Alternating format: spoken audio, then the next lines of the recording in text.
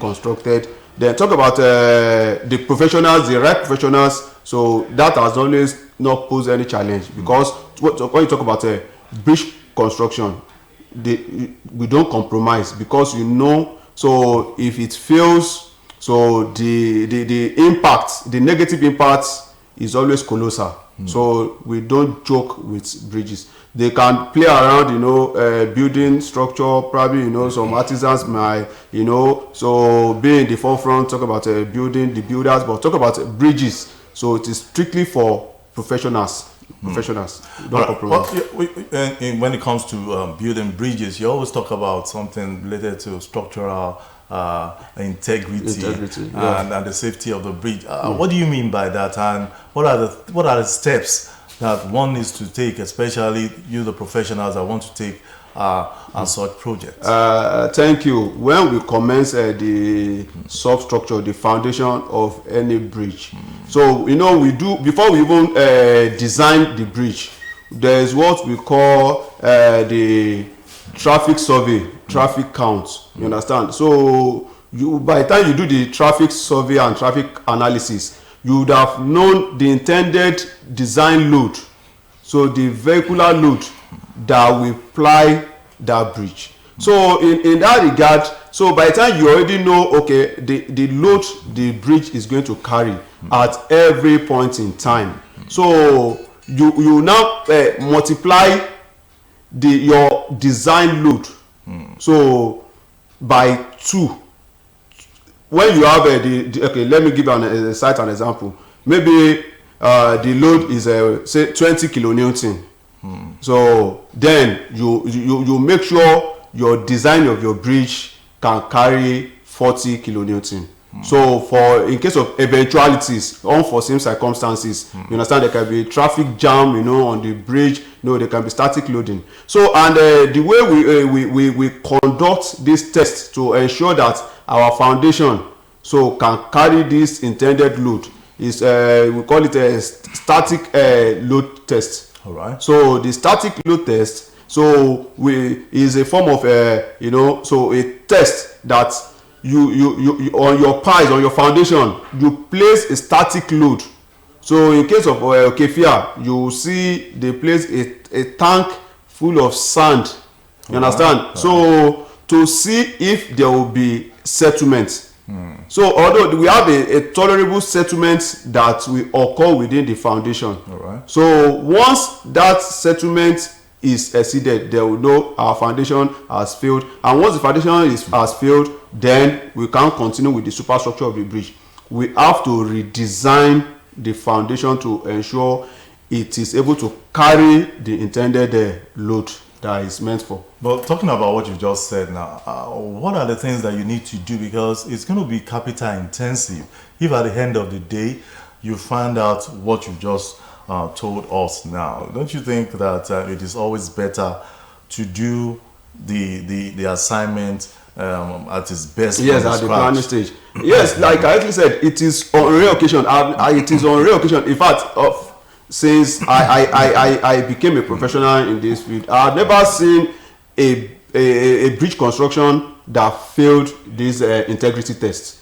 So because it must have been incorporated in the design, like I actually told you, so we used to multiply it by 200% the intended load.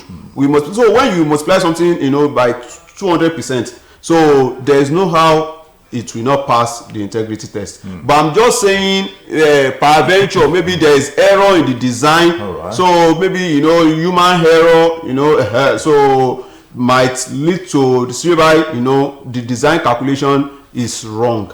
So once the design calculation is wrong and the static load test is carried out, and we discover that it won't be able to carry it, then it is better to spend more money to retrofit and re-engineer the bridge than allow it to go ahead and cause intending collapse and colossal loss in future. All right, let's look at the Okefia Bridge at the moment. A lot of people just look at that bridge and wonder, when will this bridge finish? Looking at that bridge now, how will you rate it, percentage of completion? Actually, as we speak, so we are on the superstructure stage there now. So the deck is being constructed as we speak. So, and after the deck, that I think that's a major aspect that is, we are on now. Once they start pouring concrete, so then the others is the road furnitures and just the parapet, the lightings and all whatnot. So that won't take any further time. So give and take, I think before the second quarter, end of second quarter of this year, that bridge will be open for commercial activities, for vehicular movements. I'm looking at that the rainy season is coming very soon now. Are you sure that will not disrupt and give some level of drawback drawback on the bridge, on the progress? At the stage we are now, no amount of rainfall can affect the progress of the building. Rain do affect structures during foundation in most cases. So when you talk about you want to pour concrete, so you will calculate, because we are good at checking the weather now. You can know, okay, but so 2 times to so hour, so you'll be expecting precipitation or expecting rainfall. So you just ensure that you don't do activities that will be impacted by rain during that time. So but majorly it is during foundation that because you see everywhere will be marshy, even construction vehicles will be having difficulty plying the site. So but when you talk about we are in the superstructure now, it's just like, okay, you are even having a building construction, you are out on foundation, you've already roofed your building. So every plastering and every other internal finishes, no amount of rainfall can affect it.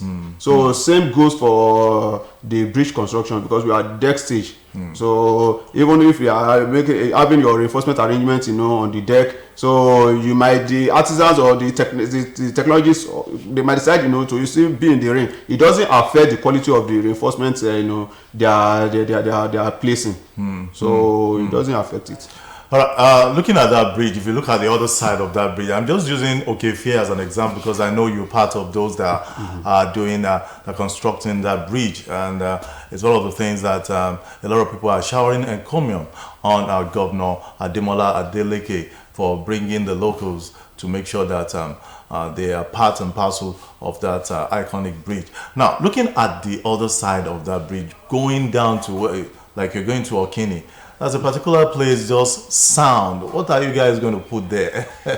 Going towards Okini. Yeah, you look at the bridge when it's descending. When it's descending, yes. That's the ramp. Okay.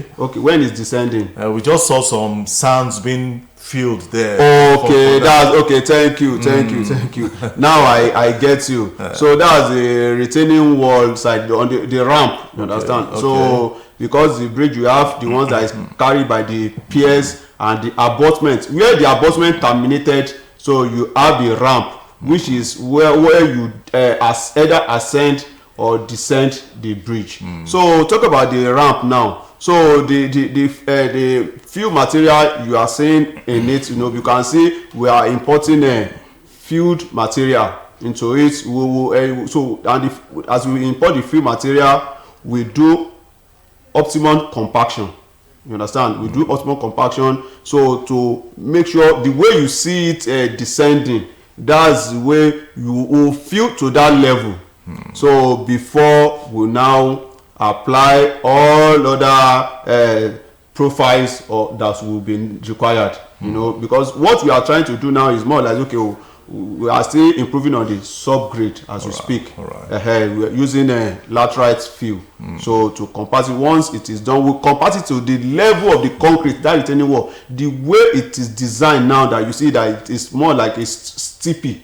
So like you want to descend like a triangle, a right angle triangle. So the fill will be up to that level. Then we'll now apply all of that, talk about the base course, then the sub-base, the base course, then your MC1, then we'll asphalt it. All right, before I let you go on the show, because time is just running out and we just have some few minutes to get out of the show. But looking at that construction, especially the Okefia Road, a lot of people are saying no pedestrian way of crossing that road, especially when you're going towards estate area. It's always difficult, at least for now, it is always difficult for people to cross that express. What are you doing to make sure that there will be a way that passerbys will cross that express? Like I rightly said, we have the road furniture, we have the other ancillaries, in the bridges. Talk about the traffic signs, zebra crossings. Yeah. So all that will be provided, even road sidewalks. All right. So will be provided. So in no time. So in due time, it is the major aspect of the construction that we are on now. Once that is done, so everybody, because it is the pedestrian, whatever we are doing is to better the lives, like I already defined infrastructure, to better the lives of the users. So not to impact on them negatively. So be rest assured that your all that the negative thoughts that you have in terms of protecting those that would passers by, so the pedestrian crossing, so will be taken into cognizance, and it won't pose any issue whatsoever. All right, your final word to those that really want to go into your profession, talking about civil engineering, the younger ones growing up to go into engineering. Honestly speaking, it is a fantastic profession that if you want to impact on your immediate environment, go into engineering. And don't just go into engineering for the money. Be passionate about it. Once you are passionate about it, you understand, commit yourself, so then you are guaranteed to be successful. So it is a lucrative profession once you are passionate about it and you are committed. All right, that's how far we can go in today's edition of Sounds of Time. Well, I've been talking with engineer Bashiru Abiola. He's also a fellow in the Nigerian Institution of Civil Engineer, and he's the president chairman of the Nigerian Institution of Civil Engineer in Osun State. I want to say a big thank you for coming over to our Sounds of Time today. Thank you for having me.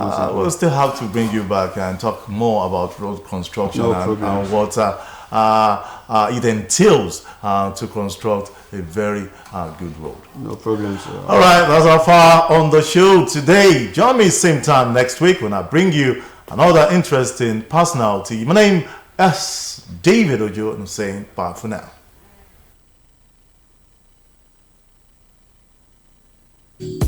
Sound of Time, an inspirational program that captures insightful contributions of the guest personality within professional fields and politics to motivate the youth. Sound of Time also peeps into footprints of captains of industries who have made their marks in their chosen profession. Join David Ojo every Tuesday morning between 10 a.m. and 10:30 a.m. on OSBC TV channel 32, or Star Times on 113 and Free TV. You can also join in our various social media platforms like YouTube and Facebook. Sound of Time, a roadmap to inspiring young professionals.